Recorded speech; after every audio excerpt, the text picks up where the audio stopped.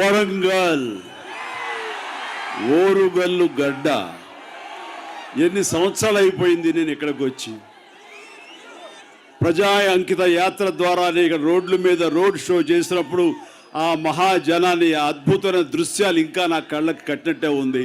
దానికి ఏమాత్రం తీసిపోని విధంగా ఈ రోజున ఈ సాయంకాలం ఇంత అత్యద్భుతమైనటువంటి ఈ జన సందోహాన్ని చూస్తుంటే మళ్ళీ ఆ రోజుల్లో మీరు కురిపించిన ప్రేమ అభిమానం ఇంకా నా గుండెల్లో తట్టి లేపుతూనే ఉంది.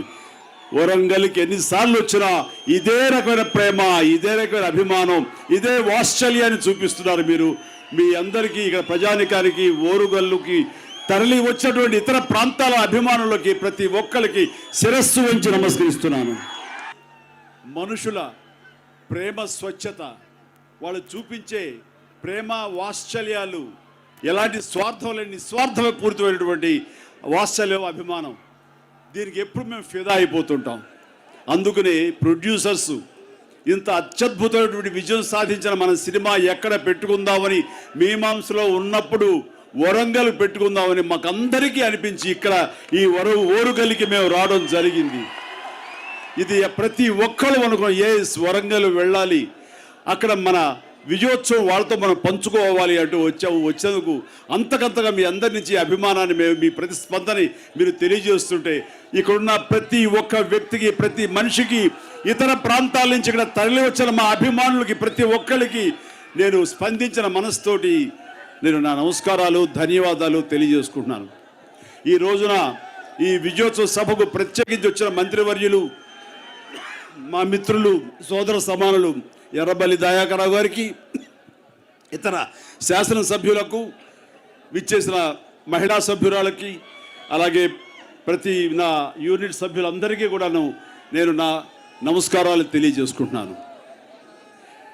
ఈ సినిమా విజయవంతం అవుతుంది, బ్లాక్ బస్టర్ అవుతుంది అని అనుకున్నాము. కానీ ఇది నాన్ బాహుబలి, నాన్ ఆర్ఆర్ఆర్ కలిసి వాటిని తర్వాత చూసుకుంటే కనుక ఇది ఆ స్థాయి సినిమా అవుతుంది అంటలో ఇది మేము ఊహించలేదు. దానికి మించి జరిగింది.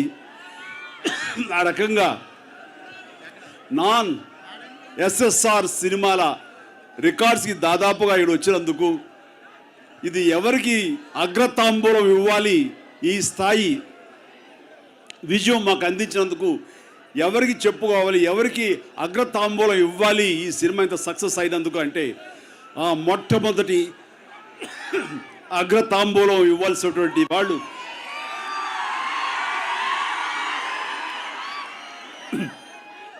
అందుకోవాల్సిన వాళ్ళు ప్రేక్షక మహాశయులు.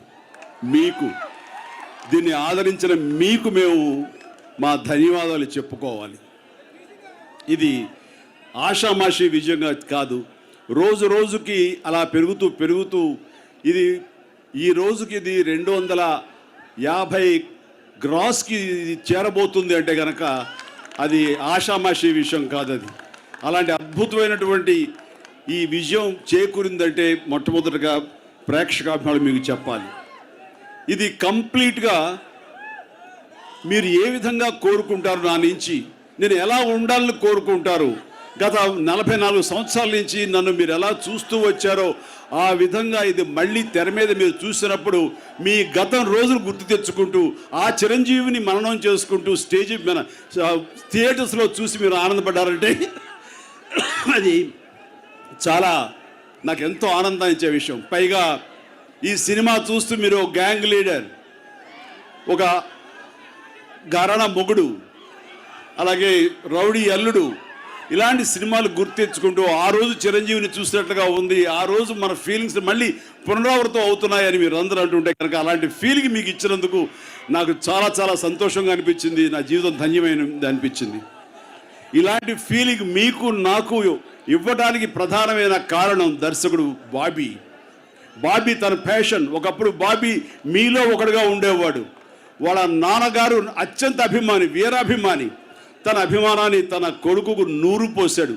ఆయన చదువులో ఎంత శ్రద్ధ వహించాడో, ఎంత చదువును అతను నూరు పోసాడో తెలియదు, కానీ అభిమానం మాత్రం నూరిపోశాడు. కాబట్టి ఆ అభిమానంతో ఈ రోజున బాబీ ఈ సినిమా ఇండస్ట్రీకి రావటం ఎప్పటికైనా నాతో సినిమా చేయాలని కోరుకోవడం, అది మామూలు సినిమా కాలేదు. నన్ను ఖైదీ ఎలాంటి స్టార్ స్టేటస్ని, నాకు స్టార్డమ్ని కలగజేసిందో 1983లో ఖైదీ, ఈ రోజున 2023లో ఈ వీరయ్య, వాల్టర్ వీరయ్య, అతని ఒక స్టార్ డైరెక్టర్ చేసింది. అతను ఒక స్టార్ స్టేటస్ని బాబీకి కల్పించింది. దాని వెనుకాల ఇది ఉత్తినే రాలేదు. ఎంత కష్టపడ్డాడు, ఎన్ని రాత్రులు అతను ఈ సినిమా కథ మీద టైం స్పెండ్ చేశాడు. అహోరాత్రులు దీని మీద కష్టపడ్డాడు, ఎక్కడ రిలాక్స్ అవ్వలేదు. లాస్ట్కి వచ్చేసరికి ఇంకా సినిమా రిలీజ్ ముందు అలిసిపోయాడు, సొలిసిపోయాడు అతను. అయినా సరే అంత కష్టపడి పనిచేస్తుంటే చాలా ముద్దు వచ్చాడు. ఇదే కదా కష్టం. కష్టపడేవాడికి ఖచ్చితంగా ప్రజలు గుర్తిస్తారు, ప్రేక్షకులు దానికి ప్రతిఫలంగా ఈ విజయాన్ని చేకూరుస్తారు, ఇస్తారని ఈ సినిమా నిరూపించబడింది. బాబీ గురించి నేను ఎన్నో సందర్భాలు చెప్తూనే వచ్చాను. సో బాబీ నా అభిమాని అని చెప్తున్నాడు. కానీ ఈ సినిమా చూసిన తర్వాత, అతను కష్టపడే విధానం చూసిన తర్వాత, ఈ సినిమాని మలిచిన తీరు, మిమ్మల్ని ఆకట్టుకునే విధంగా అతను ఈ సినిమాని తీర్చిదిద్దిన తీరు చూస్తుంటే, నేను ఈ తీరు చూస్తుంటే బాబీకి నేనే అభిమాని అయిపోయాను.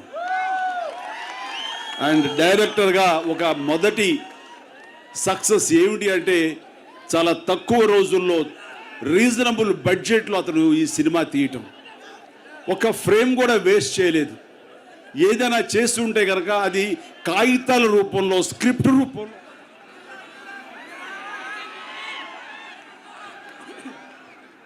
రూపంలోనే ఆ కాగితాల్లోనే వేస్ట్ చేశాడు, ఆ కాగితాల్లోనే ఎడిట్ చేశాడు తప్ప సినిమా తీసిన తర్వాత మాత్రం అతను మహా అయితే 2-3 నిమిషాలు 5 నిమిషాలు మాత్రమే రిమూవ్ చేశాడు. అది పర్ఫెక్ట్. అది ప్రొడ్యూసర్స్కి ఎంతో లాభం. అది సినిమా హిట్ అయిన తర్వాత వచ్చే లాభం కంటే ముందు ఎంత తక్కువలో దాన్ని తీస్తామనేదే మొట్టమొదటిగా సక్సెస్గా నేను భావిస్తాను. అలాంటి సినిమా రిలీజ్కు ముందే సక్సెస్ సాధించిన బాబీని నేను మనస్ఫూర్తిగా అభినందిస్తున్నాను. అతని స్ఫూర్తిగా రాబోయే యంగ్ డైరెక్టర్స్ వాళ్ళు స్ఫూర్తిగా తీసుకోవాలని కూడా నా సలహా ఇస్తున్నాను.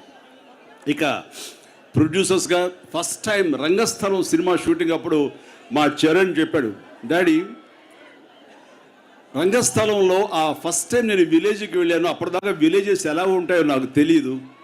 అక్కడ మనుషులు ఎంత స్వచ్ఛంగా ఉంటారు, అక్కడ ఫుడ్ ఎంత ఆర్గానిక్గా ఉంటుంది, ఆ మనుషుల ప్రేమ అంతా ఇంత కాదు అంటూ అక్కడ ప్రేమ గురించి కానీ, అక్కడ వాతావరణం గురించి కానీ, అక్కడ ఉండే ప్రతి దాన్ని అతను ఎంజాయ్ చేశాడు సినిమా.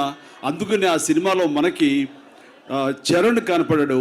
ఆ చెవిటితో ఉన్నటువంటి చిట్టిబాబు మాత్రమే కనబడతాడు మనకి.